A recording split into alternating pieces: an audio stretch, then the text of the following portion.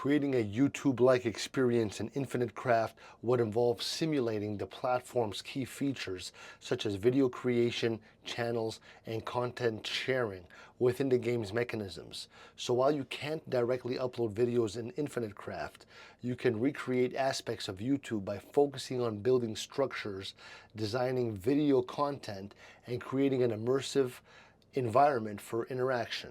So you're going to start by constructing a studio or video recording area where you can simulate content creation. This could include a set for recording, similar to how YouTubers build their own personal studios, and props or backgrounds made of blocks. Design a space for editing and preparing content, using different in-game blocks and items to represent computers or equipment.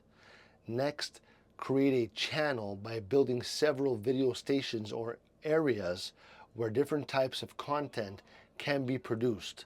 You could design areas for gameplay, challenges, tutorials, or other genres of content, mimicking the variety of videos seen on YouTube. Use signs, banners, and books to simulate descriptions, titles, and thumbnails for each video.